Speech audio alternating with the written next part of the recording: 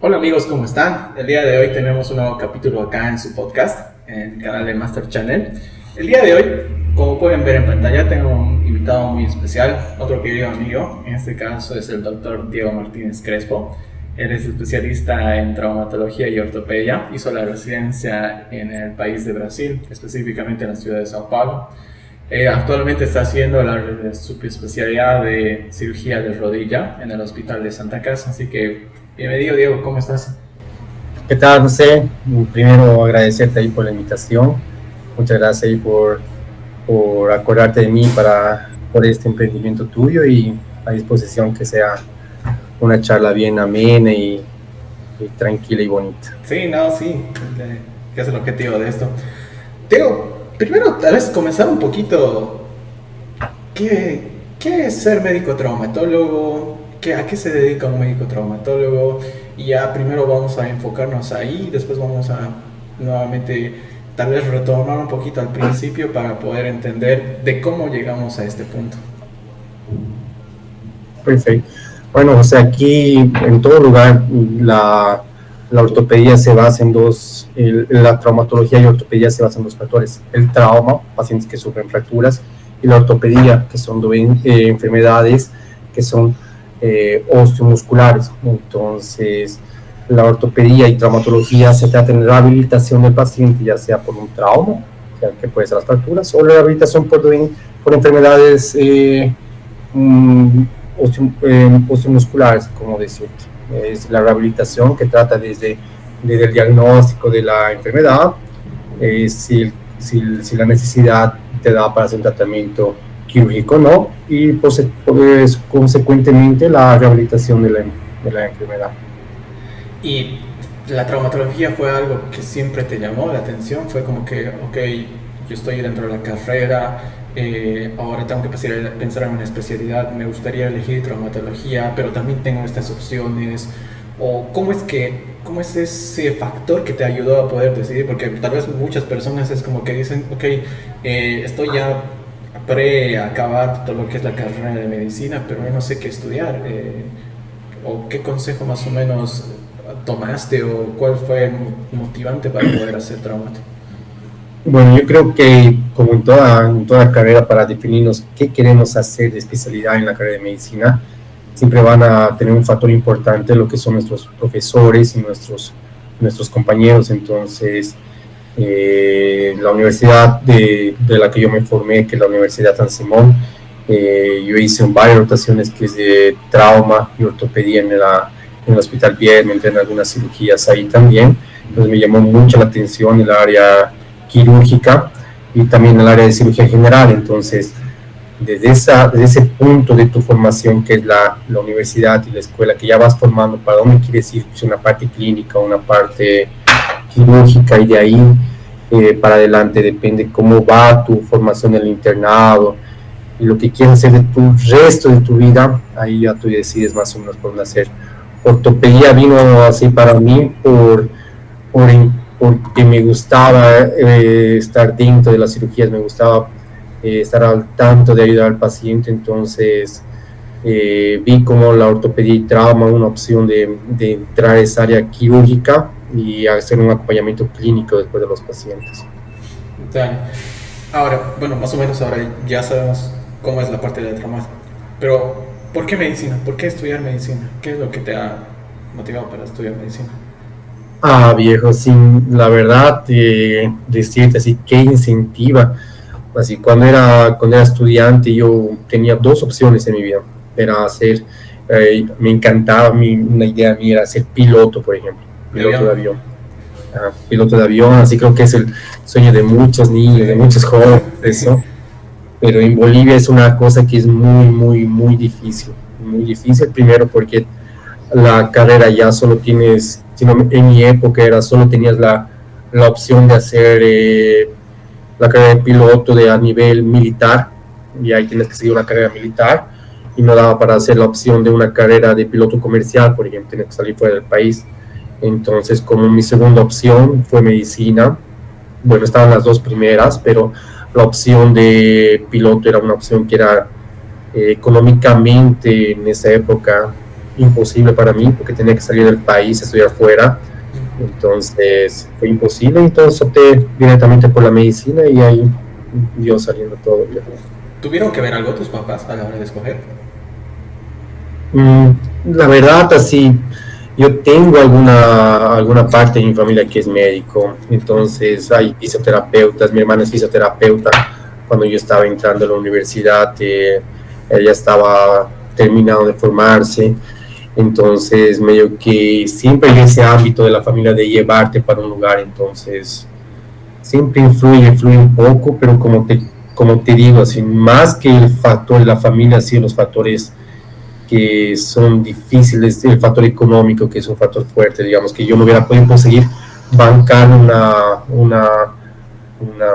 carrera de piloto en el exterior, por ejemplo, y 5 años estudiar fuera del país, digamos, en esa época era imposible para mí. ¿Fue fácil? ¿Fue difícil? Estudiar medicina. Sí, sí. Fue difícil, viejo, fue difícil, la verdad, así yo creo que tienes que, en San Simón sabes que siempre hay en nuestra época había el propedéutico que es un año que estudias y entran las mejores notas, los aprobados, entonces tú tienes que tener una disciplina muy grande para entrar a eso, entonces yo creo que tienes que formarte primero, tienes que ser un buen estudiante en colegio, tienes que ser una persona dedicada en colegio, porque si tú no tienes esa dedicación en el colegio, es muy difícil que la crees de un día para el otro en la universidad, entonces yo creo que te vas formando poco a poco, entonces es difícil la carrera de medicina, ahora no sé cómo estará, ahora creo que ha cambiado las épocas del propedéutico, que es más corto, examen, pero en mi época a mí me costó un poco. ¿Cuál fue el año que más te costó? Creo que propedéutico. Sí, sí, creo que es el que más difícil Propedéutico, de todos. porque sí, yo nunca fui un buen alumno en colegio, entonces así a mí me costó entrar en ese ritmo de estudio, tanto así que yo tuve que hacer 2 veces el propedéutico, yo hice 2 veces, entré el primer año no conseguí, y ahí dije, ¿qué hago de mi vida? ¿Me voy a un particular o continúo haciendo más un año en San Simón, por ejemplo? Ahí, como en Bolivia, la universidad privada, la mejor en su época era Univalle y las otras ofendía a las otras, no era una opción en mi situación, entonces decidí por optar un año de propedéutico. Bien. Y una vez que saliste, ya que la tuviste clara, ok, voy a ser traumatólogo, quiero escoger traumatología.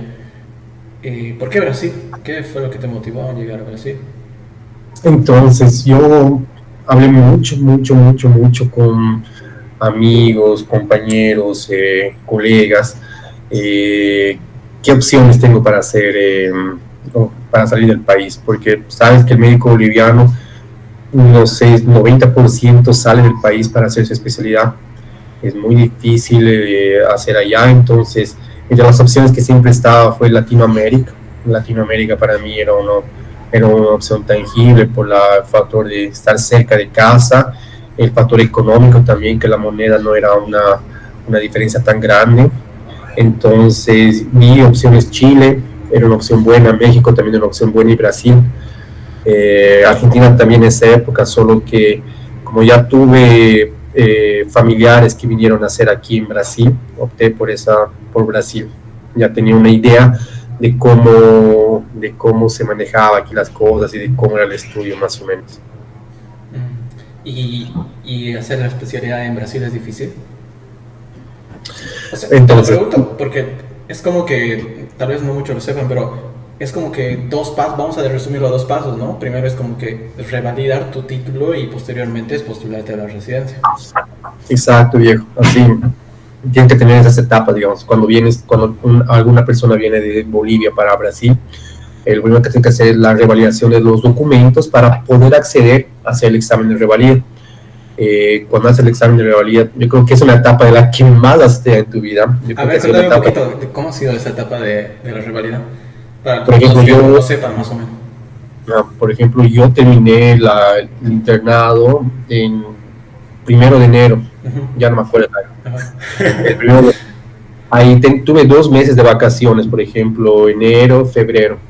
Y de febrero para adelante, hasta que fue el examen en septiembre, así estudiaba todos los días, me sentaba frente al computador, escuchar clases en portugués, aulas que dicen aquí en portugués, estudiar exámenes, y hay aquí hay varias opciones para entrar a la residencia que das exámenes de banco de preguntas, entonces estudiar eso todos los días, estudiar, yo creo que ha sido la etapa que me he sentido más médico en toda mi vida, porque dominaba tanto cirugía, pediatría, ginecología, clínica médica, es la etapa que más estudié en mi vida, de ahí, gracias a Dios, dio todo cierto, en septiembre, y ahí tienes otra etapa que es la etapa práctica que haces también, lo que son etapas de simulación con pacientes, y ahí si pasas todo eso ya consigues hacer la documentación tranquilamente para revalidar. Porque puede haber dos opciones, puede haber que pases como también que no pases. Claro, tienes que pasar las dos etapas, tienes que pasar la etapa teórica, que no me acuerdo los valores, el valor que pasabas, creo que son los 51, 61 en esa época, y también la parte práctica, entonces tienes que pasar los dos. Y en mi época era, digamos, si no pasabas uno, tienes que dar desde cero, tienes que volver a dar la parte teórica y tenías que volver a dar la parte práctica, ¿no? Entonces, era una vez por año el examen, entonces no había como, no estaba en mi idea si no pasar ese examen, entonces por eso, desde febrero hasta que el examen fue así, sentarse todos los días, estudiar y todo eso. Ok, entonces una persona, por ejemplo, aprueba tanto la parte teórica como la parte práctica, ¿qué sigue? Ahí apruebas y la parte burocrática, la parte administrativa, en la que tienes que mostrar toda tu papelada, tu carga horaria, tu carga de notas, tu diploma revalidado, todo eso traducido en la lengua portuguesa para conseguir entrar al CRM, que es el Consejo Regional de Medicina, que es aquí en el Brasil. Ahí metes todo eso, esperas unos 2 meses que se haga la papelada y ahí ya te sale el CRM, que sería el código para ejercer la como profesión. La matrícula más o menos, okay, como la matrícula en Bolivia, que es un número, ahí con eso ya puedes ejercer, digamos. Y ya con eso, digamos, tú puedes desempeñarte como médico, pero ahora, ok, ya hice todo ese primer paso, ahora, ¿cómo yo poder optar a una residencia médica en Brasil? ¿Cómo yo poder postular? ¿Hay un examen? ¿No hay un examen? ¿O hay varios exámenes? Así una opción que diría, digamos, a la gente que va a escuchar el podcast, que hay muchas opciones en Brasil, hay mucha opción de entrar a la residencia. Es un país muy grande, aquí en Sao Paulo, donde yo vivo, hay varias opciones de residencia, hay varias opciones de optar para hacer la residencia. En mi época, cuando yo hice mi revalidación, era la época que estaba más preparada, así, estaba bien de teoría, todo. Y al año siguiente de mi revalida, yo conseguí dar el examen. Yo no sabía en mi época, por ejemplo, que hay hospitales grandes aquí, como el HC, por ejemplo, la Escuela Paulista, que son hospitales en los que tú puedes dar el examen sin necesidad del CRM. Entonces, tú puedes ir allá a presentarte, haces el examen, tienen pagas para extranjeros, das el examen, y si pasas el examen, ellos te dan una matrícula provisoria para ejercer dentro del hospital. Entonces, hay esa opción. Hay varias opciones para presentarse después de tener tu CRM, para hacer a través del servicio público, servicio particular. Entonces, es solo estudiar, entrar y intentando las opciones. Pero, no, o sea, mi pregunta es, ¿hay un examen nacional o no hay un examen nacional? No, hay exámenes, hay los dos exámenes más grandes, así digamos, que serían públicos, sería lo que dicen el SUS, que es el Seguro Universidad de Salud, y el SUSIño, que es a nivel prefectura, que sería como si fuera de Cochabamba, digamos, de Cochabamba, de Sao Paulo. Entonces das esos dos exámenes, que son los más grandes. Pero hay exámenes grandes, tipo públicos también, que puedes presentarte solo al examen del hospital, que ellos tienen una vaga cerrada para el hospital. Entonces tú puedes ir allá, digamos, yo quiero ser solo del hospital Viedma, ellos tienen su examen, digamos, propio del hospital Viedma. Okay. Donde mucha gente seguramente puede postularse y bueno, ahí las mejores notas son las que ingresan. Exacto, exacto. ¿Y la residencia es paga o tú es que pagas? No, esa es otra opción, así que no dije, digamos, una de las opciones por la que yo vine aquí a Brasil fue por la opción económica también, que yo no tenía esa posibilidad de estar así pagando el alquiler, pagando la comida, pagando mis estudios. Entonces, aquí tienes una bolsa de estudio, gracias a Dios hay una bolsa de estudio que, si no me equivoco, te da para pagar alquiler y te da para pagar tu comida. No da para vivir, digamos, bien, pero da para pagar tus cosas más básicas. Entonces da para sobrevivir con una bolsa de médico residente. No, eso es importante, ¿no? O sea, si es que la paga que te dan en la residencia te permite, digamos, sobrevivir en cuanto a pagar un alquiler, pagar la comida, pagar tu transporte hacia el hospital, pagar un poco de la ropa que utilizas en el hospital y todo ese tipo de cosas, ¿no? No. Además, el residente come en el hospital, comida del hospital todos los días, entonces esa no se va a pagar el alquiler, yo creo. Y, o sea, una vez que ya una persona ingresó a la residencia y todo eso, también necesita al final de la residencia como que hacer ese papeleo extra para poder revalidar el título en otro país, o es como que, ok, automáticamente tu título que te expendemos acá en la universidad, de la Universidad de Sao Paulo, tomemos como ejemplo, ya te sirve en otros países también. No, cada país tiene sus reglas, José, cada país tiene sus reglas, entonces depende de eso. Tú vas a optar, digamos, todo médico boliviano que viene a estudiar en Brasil tiene que tener una serie de documentos, llevar para Bolivia, para volver, por ejemplo, tú eres boliviano, estudiaste afuera, en una universidad regularizada por el ministerio aquí. Aún así tienes que demostrar con notas, carga horaria, todo eso en Bolivia, en el Ministerio de Educación, no en el Ministerio de Salud, si no me acuerdo. Yo no estoy en esa, ahorita yo no estoy en esa situación de meter papeles y eso, pero... Ok, no, sí, está bien. Y si te preguntaría cuál fue tu mejor año de residencia, ¿cuál me responderías?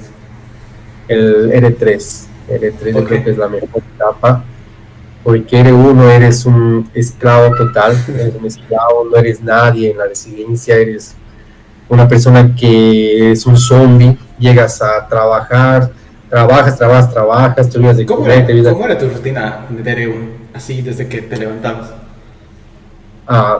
Yo, por ejemplo, en mi hospital, que era un hospital público que hice, mi rutina era levantarme a 4 de la mañana, llegaba al hospital a las 4:30, 5, de ahí era directo, evoluir pacientes, pasar visita, dejar todo listo para, si es el caso, para las cirugías o para las altas, por ejemplo. Ahí pasábamos visita, hacíamos las pendientes en el día, ahí correr al quirófano, que aquí el centro cirúrgico, el quirófano, ahí hacer las cirugías, dar alta y volver a terminar las pendientes. Entonces mi rutina era más o menos entrar 5 horas de la mañana y volver a casa unas 10, 11 horas de la noche. Agotadísimo. Viejo, despertarte en ese horario y estar solo con café y pan, digamos. Y yo he bajado, en esa época que estaba en la residencia, te iba a preguntar. Yo he bajado yo peso 83, yo creo que bajé unos 76, no bajé mucho, ¿no? Porque intentaba comer todo lo que encontraba, ¿no? Pero yo creo que bajé unos 76 kilos, así era pesado. ¿Y en algún momento sentías ese cansancio que se te apoderaba o se decía, no sé si la logré? La verdad, sí. Cuando yo entré en la residencia hay una serie de vagas que van entrando así. Primera etapa, los residentes que pasan, y de ahí los que van a salir los que van a desistir de la residencia. Entonces tienes un mes de todo eso. Entonces yo opté así, digamos, cómo va a ser mi rutina, cómo voy a ver cómo es la residencia y si me va a gustar, digamos. Si en ese mes no consigo me encontrar como médico, como ortopedista, como traumatologista, entonces yo voy a desistir y voy a intentar otra cosa. Gracias a Dios, el cansancio y todo eso fue llevándose poco a poco con el tiempo, y dio todo cierto, conseguí encontrarme en eso. Y ahora, en la época de R3, más relajado. Ah, R3, es que aquí probablemente toda área quirúrgica es mucha jerarquía. Entonces siempre tienes el jefe, el R3, R2, R1 y interno, ¿no? Entonces el R3 ya es la mejor etapa en la que ya tienes una buena mano quirúrgica, vas operando solo los casos, ya no pasas visita, das conducta, consigues estudiar más. Entonces el R3 sin duda es la mejor etapa de la residencia. ¿Cuál fue tu primer procedimiento de residente? Dentro de quirófano, no extra quirófano. Aquí dicen fixador externo, que es tipo en las fracturas expuestas para estabilizar la fractura. Pones dos pinos, digamos, en el hueso, en la parte de encima y en la parte de abajo, donde está el foco de la fractura. Entonces tienes que lavar la fractura expuesta con totalmente asepsia y antisepsia, y ahí estabilizas el foco de la fractura para evitar que los fragmentos continúen haciendo lesión de partes blandas, partes moles que dicen aquí. Entonces, ese ha sido mi primer procedimiento, que es un procedimiento bien común en el día a día del ortopedista aquí, digamos. ¿Eso lo hiciste de R1 o de R2? De R1. El primer procedimiento de R1 es eso. ¿Fue emocionante? Ah, viejo, es muy bueno, ¿no? Pero así, como toda la vida, ¿no? Así, a veces no tienes ni idea de lo que haces, vas haciendo. Sí. El R2, en una oreja, el R3 en otra, el jefe por atrás, entonces, en donde se puede hacer todo, digamos. No es tan espectacular como parece la primera vez, pero es lindo. ¿Y tu primera intervención cuál fue? Intervención así... Acompañado, obvio, sí, seguramente, pero la que te dejaron, ok, Diego, este es tu quirófano, este es tu paciente y... Una prótesis de cuadril que hice en el final de mi R2. ¿Prótesis de qué? Perdón, una prótesis de cadera. De cadera. Cuadril es cadera, una prótesis de cadera que hice en el final de mi R2. Así mi jefe me dejó hacer solo y ahí es una cosa que hace el especialista y que hace solo R3, entonces así fue el recuerdo que tengo hasta ahora. Gracias a Dios, todo cierto.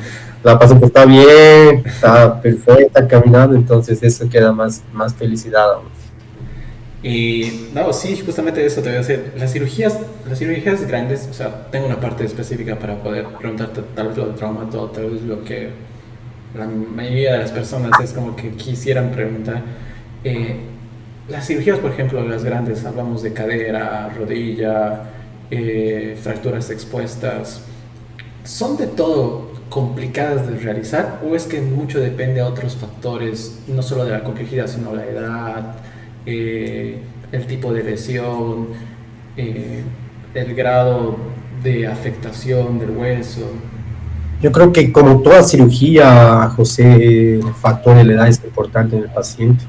Cuanto el paciente se encuentre en mejor etapa para operar, tanto sea de una vesícula hasta de una fractura compleja, es muy importante la estabilidad del paciente, la edad, cómo se encuentra. Puede tener, por ejemplo, 80 años, pero fisiológicamente el paciente tiene una edad de 60 años con una buena función renal, buena función hepática, buen corazón, buen pulmón, persona activa completamente. Entonces afecta mucho, sí, los factores del paciente. Creo que es una cosa muy importante en cualquier cirugía que tienes que tomar en cuenta. Evaluar el paciente primero como un sí.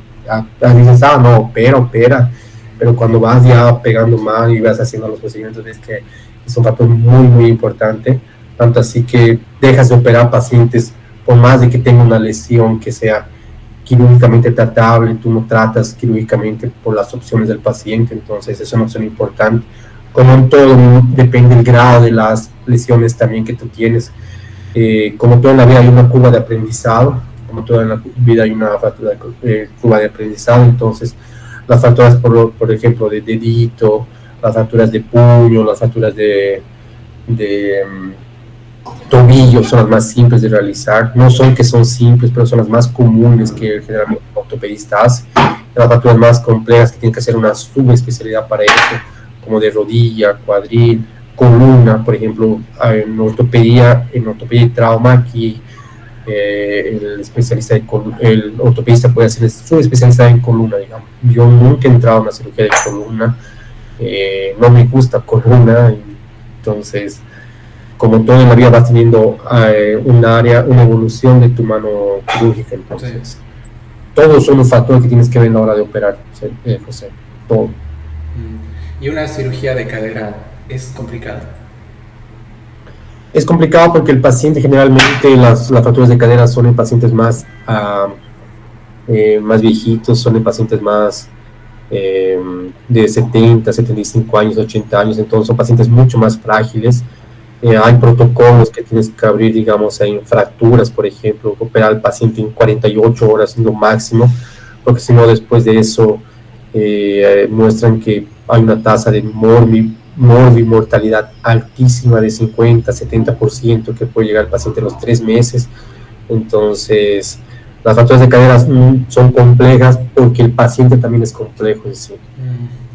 O sea, hablando así justamente por el hecho de que muchas personas cuando ven a un paciente o se enteran tal vez de que un familiar sufrió una fractura de cadera, es como que, y sobre todo si el paciente es grande, o sea, ya adulto, pasando 70, 80 años, es como que dice, uy, no sé si va a volver a caminar, uy, no sé si le vaya bien la cirugía, uy, no sé, X o Z motivo, ¿no? Tal vez es un poco... yo creo así que, como todo, como médico cirujano, tú tienes que explicar al paciente que al paciente y a la familia que siempre puede haber complicaciones en todo. Nadie está libre de tener una complicación, solo quien opera sabe que realmente hay complicaciones. Es fácil cuando alguien dice, no, ha evolucionado mal esa fractura porque estaba todo mal hecho, pero solo quien está en el momento en la cirugía haciendo procedimientos sabe que puede acontecer todo eso. Entonces, las fracturas de cadera en sí no son de una rehabilitación muy rápida, tanto así que el paciente puede entrar y caminar ya en las primeras 24 horas, por ejemplo. Sí, una prótesis de cadera, una prótesis de rodilla, el paciente ya está liberado a hacer fisioterapia y a caminar y hacer la deambulación precozmente. Entonces, lo más rápido posible, levantar la cama para tratar esa mortalidad del paciente, estar acamado y poner la situación del paciente como todo. Y las fracturas, y hablando de eso, tanto las fracturas de cadera como las fracturas de rodilla pueden, o sea, hacer que el paciente pueda movilizarse independientemente de la edad, o es que es condicionado a la edad. Yo creo que más que la edad, aquí, José, yo aprendí una cosa así que es increíble. Aquí hay la edad fisiológica, no tanto la edad cronológica. Puedes tener una persona de 20 años que tiene una fisiología de un paciente de 35 años, 40 años, totalmente obeso, sedentario, con una alimentación malísima. Entonces, más que la edad cronológica, es la edad fisiológica del paciente, cómo se encuentra el paciente a la hora de la cirugía. Cuando el paciente cuanto más estable un paciente, la recuperación es mucho más fácil en todo sentido. ¿Te ha tocado algún paciente que hayas dicho, este paciente sí está difícil? Casi mil veces. El que hayas dicho, Mil veces. Hay casos así que ves así complicadísimas que dices, Dios mío, ¿y ahora por dónde voy a empezar? ¿Qué es lo que voy a hacer? Las principales, por ejemplo, en mi área que son la cirugía de rodilla principal, son las complicaciones, las infecciones periprotéticas, que son las infecciones de prótesis, por ejemplo. Pacientes que evolucionan mal con una prótesis y pueden ocasionar infección, y ahí tienes que cambiar toda la prótesis, colocar no sé cómo se dice en español, porque no he aprendido trauma entonces en español. Entonces, espasador, es como un espacio que pones para llenar el espacio que quitas de la prótesis. El paciente queda con 6-8 semanas con eso, a veces hasta más se puede quedar, hasta años, y ahí es una bola de nieve gigante. Entonces nunca acaba, siempre hay esos casos que dices, Dios, ¿y ahora qué hago? Y por eso que el médico está en siempre constante estudio. Él nunca va a estudiar, porque nunca Nunca, por más de que se haga la cirugía, que hagas 1000 veces al día, algún momento vas a leer nuevamente el procedimiento, vas a agarrar tu libro, vas a agarrar tu libro de anatomía y leer nuevamente todo eso. No, sí, sí. Tengo una consulta. ¿Cuáles son los criterios para poder, o sea, para que un paciente, o qué enfermedades tiene que tener un paciente para que pueda eh, ser candidato para una cirugía de rodilla? ¿Qué enfermedad tiene que tener? O sea, qué criterios o qué patología tiene que tener un paciente para poder, Ah, primero, sí, es la artrosis de la rodilla, como que es uno, el número desgaste, uno, digamos. de la articulación. Y el segundo es el dolor. El dolor. Puedes tener, digamos, como todo en la medicina, todo conseguimos graduar, todo conseguimos estratificar.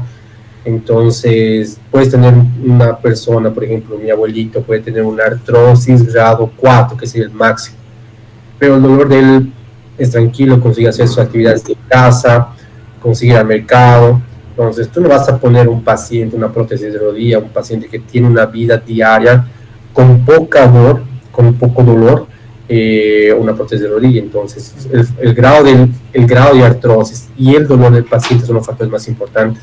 Es un paciente que ha intentado todo, por ejemplo, con una artrosis grado 2, un grado moderado, y él hizo ya fisioterapia, acupuntura, inyecciones, intentó todo, hasta ir al curandero, no sé, en la cancha, nada funciona. Ahí la única opción es la cirugía. Por más de que la artrosis no sea tan avanzada, el dolor del paciente es el principal predisponente para optar por la cirugía.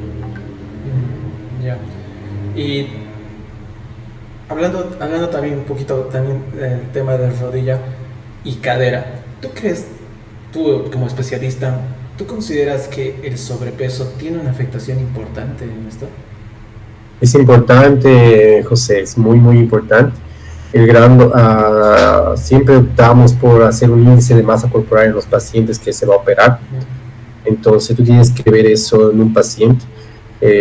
Cuánto el grado 2 sea grado 3, que es el mayor grado de obesidad mórbida ya del paciente, intentar hacer un acompañamiento clínico, geriátrico, endocrinológico, nutricionista. Entonces un planeamiento multidisciplinario con varios especialistas para intentar por lo menos ingresar a una obesidad moderada, que sería el grado 2, ahí para conseguir operar. Digamos que es lo ideal para el paciente, para tener mejor resultado, para tener una cirugía segura también, porque sabes que la gordura corporal la puede liqueficar, ocasiona espacios muertos, la gordura no cicatriza rápido, entonces es más complicado. Y pregunta, ¿te ha llegado algún paciente que haya sido atendido por un huesero? No sé si has escuchado hablar de los hueseros. Huesero, aquí no hay mucho huesero, entonces no he tenido todavía la oportunidad de atender en Cochabamba, pero aquí no hay mucho huesero. Pero he escuchado algunos casos, digamos, en Bolivia, así que van allá y tratan los hueseros, ¿no? No nada contra ellos, digamos. Yo creo que depende mucho de las personas. A mí, yo tengo un miedo gigante, por ejemplo, a las agujas. yo escapo de médico y escapo de hospital para mí. Entonces, si el paciente tiene su forma de pensar, quiere optar por otras terapias secundarias, está totalmente libre, ¿no? Siempre y cuando sea un lugar seguro para él, digamos. A ver, hablamos un poquito de algo tal vez ahí curioso. ¿Tienes alguna anécdota súper, no sé, que te marque ahí en la residencia? Una anécdota en la residencia. No importa si es graciosa o es triste, para reír un poco. No sé, aquí una historia así que me marcó mucho, digamos. Aquí la residencia es muy jerárquica. Entonces, era mi cumpleaños, yo aquí con mi esposa, solo los dos, y me acuerdo así que era 9:30 de la noche, mi esposa fue a recogerme, era el NR1 al hospital para ir a cenar. Ya por el horario no había nada que cenar, íbamos a comer una pizza por ahí y más nada, ¿no?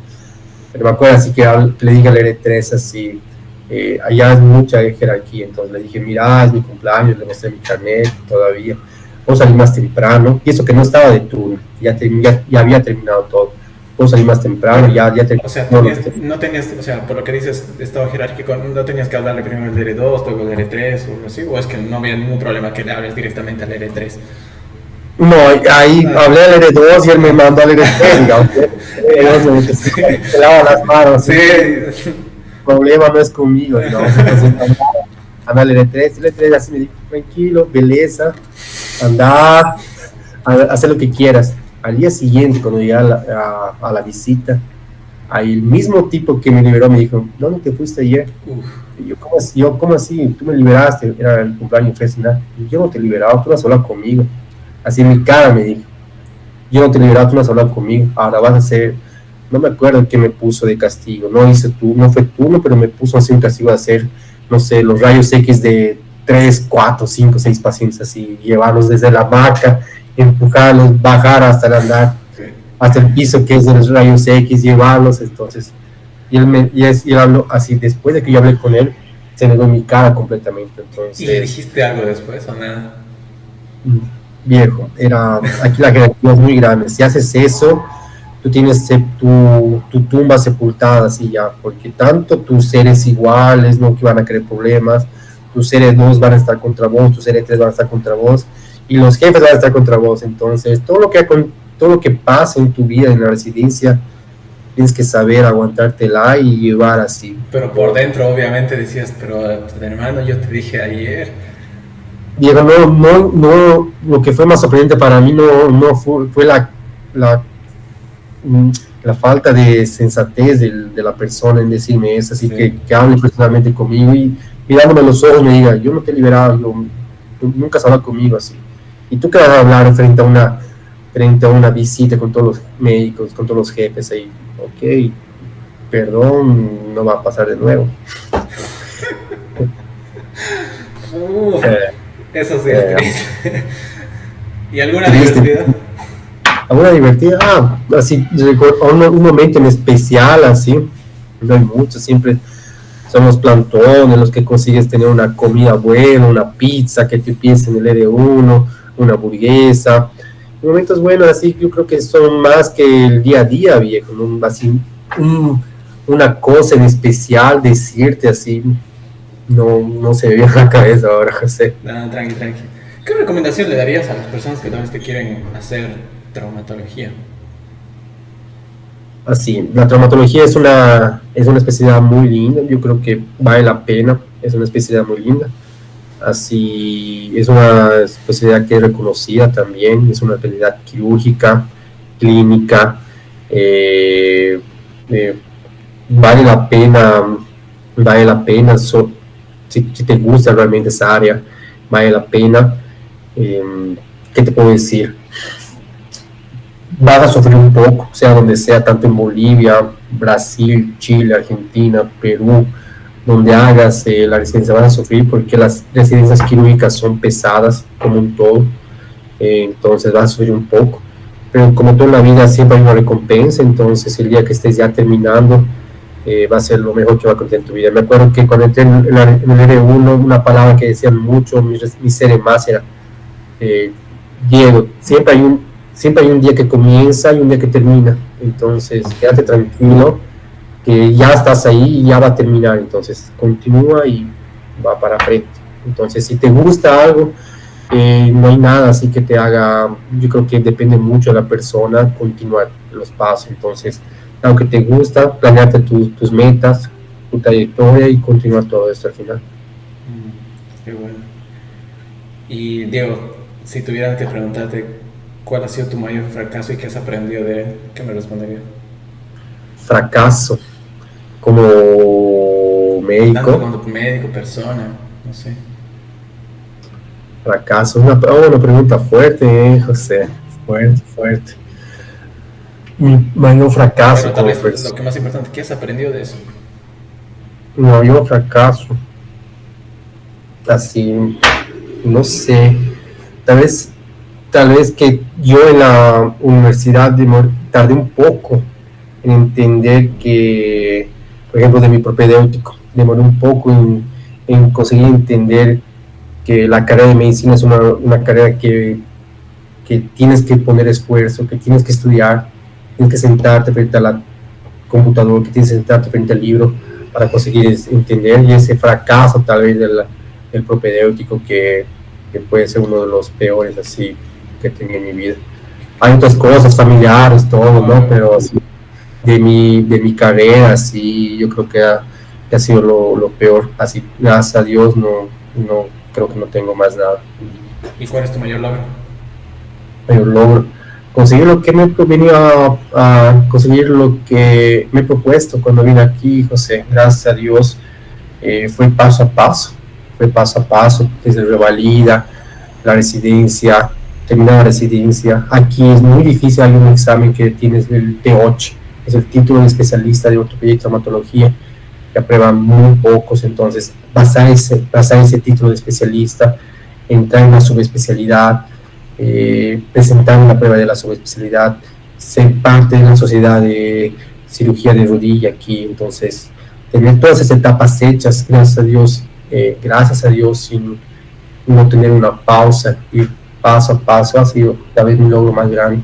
Y tener a mi familia, principalmente tener a mi familia que está a mi lado, mi esposa, mi mamá, mi hermana, todas las personas que amo y que están siempre al cuidado de mí, no sea personalmente, por lo menos con una palabra o con lo que sea, un logro hermoso que tienes. Así, la familia no hay nada más importante. ¿Quiénes son las tres personas más influyentes en ti? Ya te las he dicho, digamos, es mi esposa, que es mi apoyo fundamental en mi vida, está siempre ahí. Los dos nos vinimos, por ejemplo, a Brasil, los dos solos terminando la carrera. Entonces, mi mano derecha, mi bastón, mi pilar aquí. Mi mamá, que es la persona que me dio mi vida, entonces ella es lo más importante también, junto con Sharon. Y mi hermana, que es la persona que la más cercana de mi familia, que la adoro, la amo, y las tres personas más influyentes en mi vida son esas tres. Yo perdí a mi papá cuando era bien jovencito, cuando tenía 10 años, entonces es una persona que aún siento que está conmigo, es una persona que aún siento que está apoyándome, guiándome. Entonces, en presencia, en vida, sí, esas tres personas, José. Sí, sí, sí. ¿Qué te ves? ¿Qué te ves haciendo de aquí a algunos años? Hace 5 años. Cuando terminé, por ejemplo, cuando terminé aquí, cuando terminé mi etapa así ya de estudio, dije, ya no vas a hacer nada más, ahora tienes que dedicarte a la carrera. Una cosa que es así complicada es que el boliviano siempre piensa en volver a su casa, ¿no? Siempre que dice así, el boliviano es muy de hogar cerrado, familia unida. Entonces siempre estaba en mi idea volver. Ahora ya con una familia es más difícil tomar decisiones solo, entonces todo tiene que ser junto a mi familia. Entonces, ¿cómo veo de aquí a 5 años? Viejo? Solo me veo operando caso electivo, atender solo paciente particular, y sea aquí en Brasil, en Sao Paulo, que es mi idea por ahora continuar aquí, o sea en Bolivia, en Cochabamba, Santa Cruz, donde sea. Un médico allá gana bien. Gana bien, José, gana bien. Gracias a Dios aquí, donde la ciudad que estoy, que es Sao Paulo, que es una ciudad... Factura bien, da para trabajar, da para vivir bien. Es así, el médico es reconocido aquí como una persona que gana bien, desde el médico general hasta el médico especialista. Entonces da para tener una vida bien, da para tener una buena casa, da para tener un buen carro, da para tener tu comida, y da así, José, así para trabajar y vivir. Es un lugar lindo, solo que, como te digo, somos personas, yo soy una persona que es diferente, entonces a veces cuesta un poco más adecuarse a eso, pero es un lugar súper perfecto así para desenvolver, para evolucionar como médico, crecer como médico y profesionalmente también. Es importante, ¿no? El hecho de poder seguir creciendo, seguir evolucionando, y de alguna manera en algún punto seguramente tendrás un lugar en específico donde establecerte, con tu esposa, tal vez tener más familia en el futuro, pero bueno, lo importante es que uno sí, uno quiere seguir creciendo, creciendo, creciendo, creciendo, que es donde quieren llegar todos, Y digamos. nunca para, ¿no? Así el médico continúa, haces todo lo que termina y si aún quieres seguir estudiando, hay el maestrado, el doctorado. Entonces, si tú quieres, puedes continuar estudiando hasta los 60 años si quieres. Sí, sí. Algo que te quería preguntar, porque no me olvidé en el anterior punto, es, ¿alguna vez te ha llegado un paciente politraumatizado y que tú lo hayas Es lo, creo, intervenido? es lo más común aquí para ver, José. Aquí hay mucha moto, entonces la moto es el mejor amigo del ortopedista del trauma que dicen aquí. Porque se revientan todos, los tipos son de Y el correr. paciente, o sea, que más te ha impresionado en cuanto a politrauma. Cosas así, lastimosamente, cosas fatales, ¿no? José, cosas fatales que ven así que el paciente politrauma que llega totalmente desvitalizado. Por ejemplo, en ortopedia es muy difícil que tengas en trauma un paciente que va a morir por una fractura, digamos, muy difícil. Así, la única urgencia que tienes, así como, no urgencia, sino una real emergencia, así que tendrías, es una fractura en libro abierto, que es la fractura de la vacía, que se abre todo, tu vacía te queda totalmente inestable, tu vacía que es Abdomen. la Ah, ok. cadera, la pelvis, Ya. entonces tu pelvis queda totalmente inestable y tienes un sangramiento muy, muy grande, entonces tienes que estabilizar esa pelvis a través de pinos, de clavos, de tornillos en la pelvis para cerrar y conseguir hacer un taponamiento del sangrado, por ejemplo. Esos casos serían los más graves que hay en que el traumatólogo consigue tratar como una urgencia real, digamos. Que seguramente también está a la orden del día ya, digamos. Que hay mucho, ¿no? Porque aquí, como hay cantidad de motos, entonces es todos los días eso. No, sí, sí, seguro. Y la otra también que me olvidaba es, aparte de los accidentes y los politraumas, ¿cuál es la otra patología más frecuente que atiendes?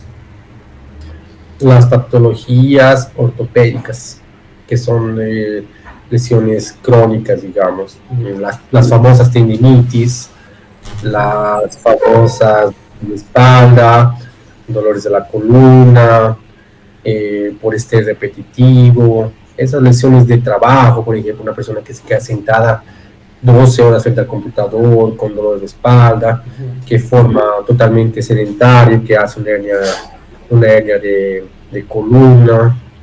Esas lesiones son las otras más comunes, digamos. En mi área de rodilla, las lesiones más comunes son artrosis, que es el desgaste de la articulación, y lesiones de ligamento y lesiones de menisco. Justo ahí, ¿tú tratas las lesiones de rotura de meniscos y todo eso? Sí. ¿Cuál es la lesión? El, ¿Cuál es la lesión el más... cirujano, Ah, doler, no puedes terminar, perdón, José. ¿no? ¿Cuál es la... eso me voy, ¿no? Tal vez la mayoría de las personas, incluso nosotros, los que sabemos o no sabemos de fútbol, alguna vez hemos escuchado las famosas roturas de ligamentos, roturas de meniscos. ¿Qué es? Tal vez nos puedes explicar un poquito.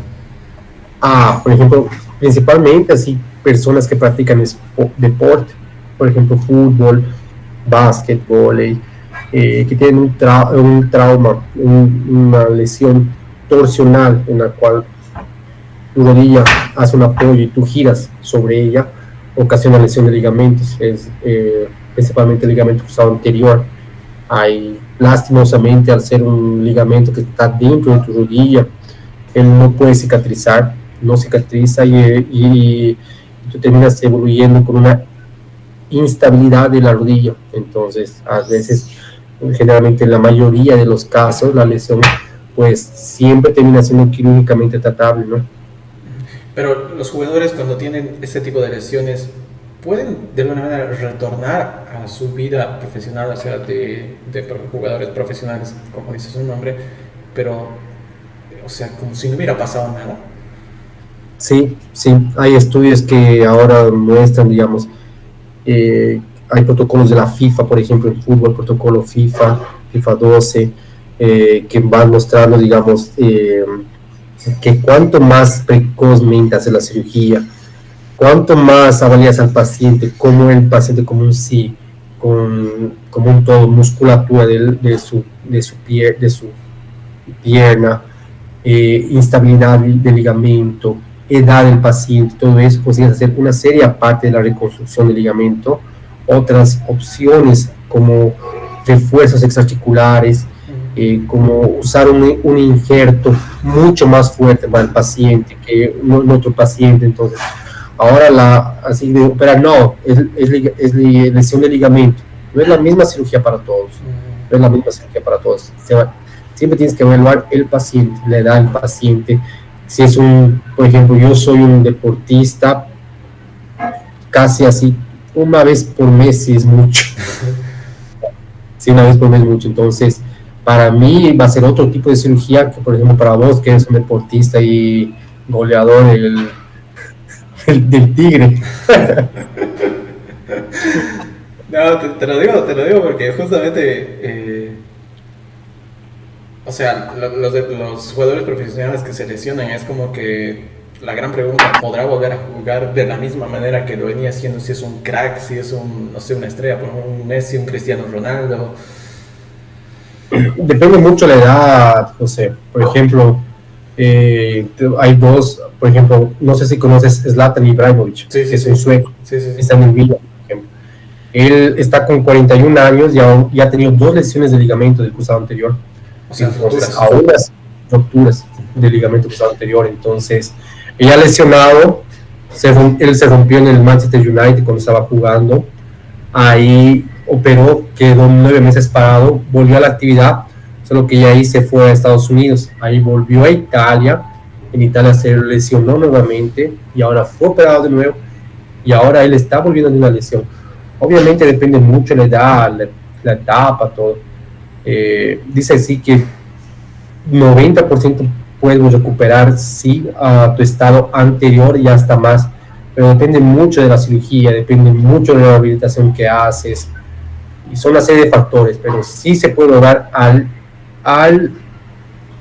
estado pre-lesión, se puede volver si en algún grado, o sea, 100% de decirte así, son una serie de factores que no solo dependen de la cirugía, ¿no? De la rehabilitación, que es importante. Depende también mucho de eso, ¿no? Y última, del tema de la rodilla, ¿cuánto es el tiempo promedio de un jugador desde que se ha intervenido hasta nuevamente pisar canchas? Por ejemplo, con una buena rehabilitación, una buena cirugía, no te digo un tiempo exacto, pero un promedio. Por ejemplo, un jugador profesional que se lesiona el ligamento, de 6 a 9 meses ya puede estar volviendo a una cancha deportiva, por ejemplo, de 6 a 9 meses. Tampoco es un tiempo pequeño, ¿no? Es un tiempo considerable, son 6 a 9 meses. Por eso sí que ves así, digamos, jugadores que se han lesionado ya el ligamento, pierden casi la temporada, ¿no? La temporada son cuestión de 7, 8 meses de fútbol, entonces ya casi se pierde la temporada, entonces depende de la etapa, solo vuelven al año que viene o al final de la temporada. ¿Te ha tocado intervenir algún jugador? Jugador profesional no, solo jugador amateur, o sea. Pero sí, digamos, te ha tocado. Amateur, así que va y juega con los amigos, juega en un club pequeño, digamos, así, jugador profesional que vive de fútbol, no, aún no tuve la posibilidad. Traté pacientes en mi formación profesionales de fútbol, digamos, pero no fueron míos, digamos, fue en mi época de formación, digamos. ¿Tú ves UFC, digo?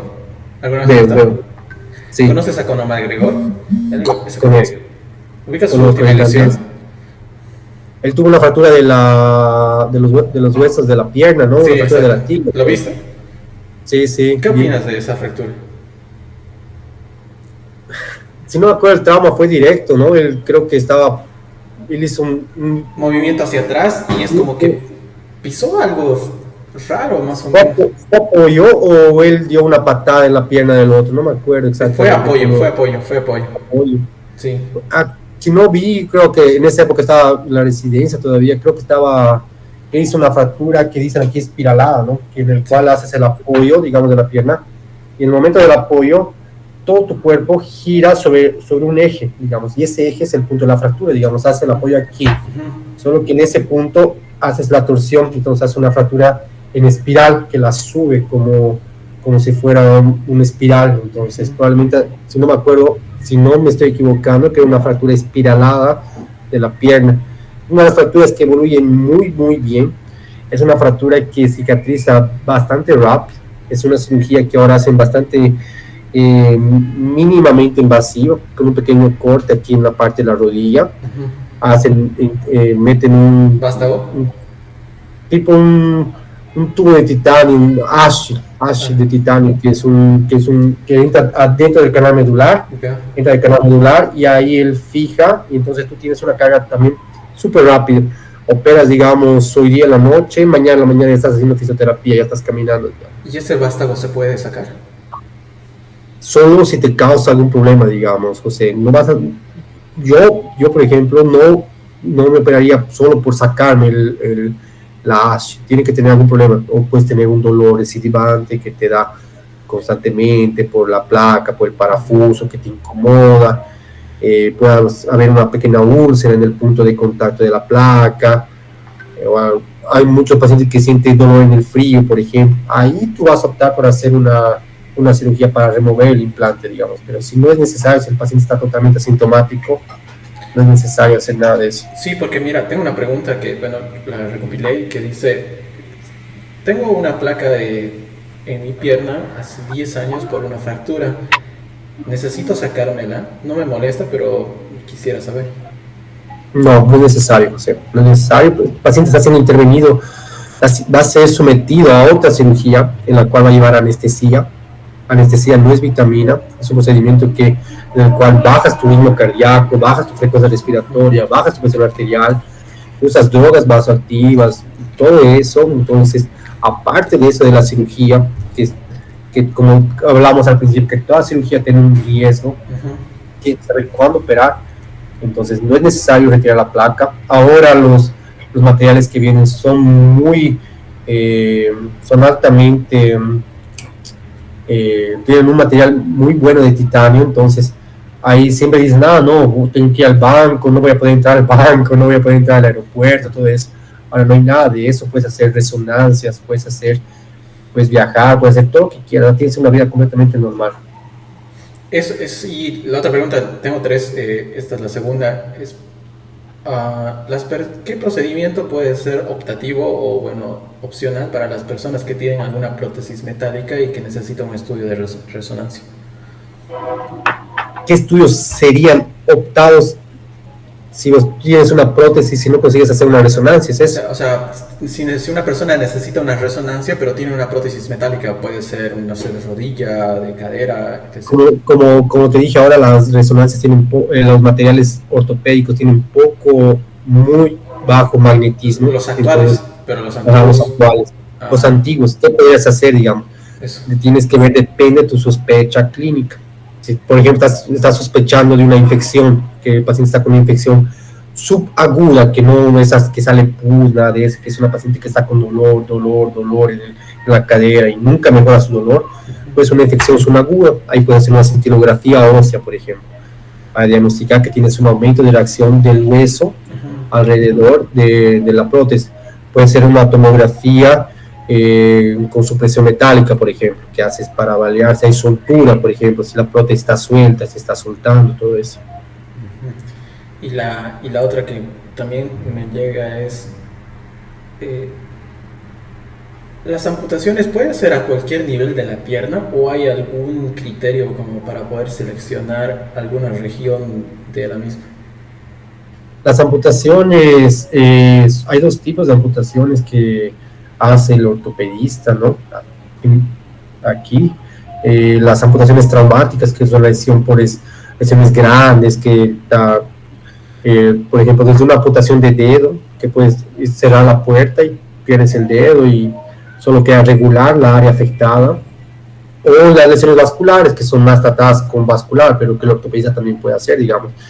En la parte vascular es más difícil porque tienes que avaliar la circulación, el retorno venoso, si hay flujo sanguíneo, todo eso, digamos. pero no hay un punto específico que puede decir hasta aquí tiene que ir la amputación, tiene que ser de acuerdo al grado funcional que tú consigues dar a esa lesión, digamos. Si es una lesión de punta de dedo que tienes aquí, no vas a hacer la amputación hasta la borda, quitando todo el pulgar de tu paciente, digamos. Solo vas a hacer una regularización de la lesión y pronto, digamos. Si tienes un esmagamiento de tu mano, por ejemplo, que pasó un camión por encima de tu mano, ahí no hay cómo, digamos, tienes que hacer una amputación radiocárpica, ya dejar solo la parte del puño libre, digamos, para una protetización más adelante. Sí, exacto. Bien, vamos a la última sección del programa. ¿Qué te has comprado con tu primer sueldo de médico general? ¿Qué me he comprado con mi primer sueldo de médico general? No sé, yo creo que iba a comer un rodice de carne.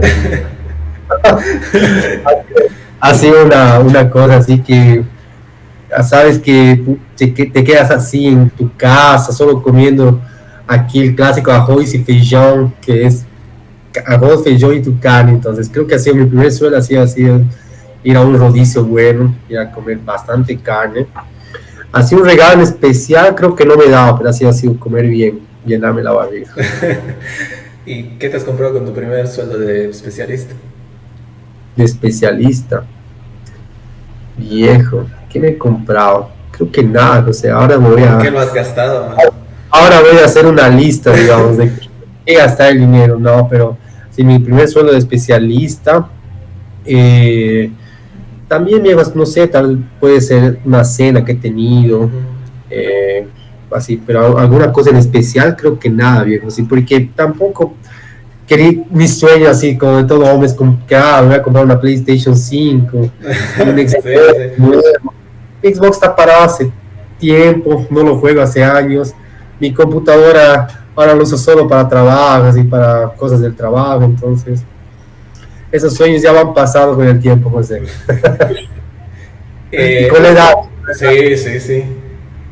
Tal vez, algo interesante es, si tú pudieras ponerte en mi lugar, ¿qué te hubieras preguntado? O sea, ¿qué pregunta hubieras hecho que yo no te hice?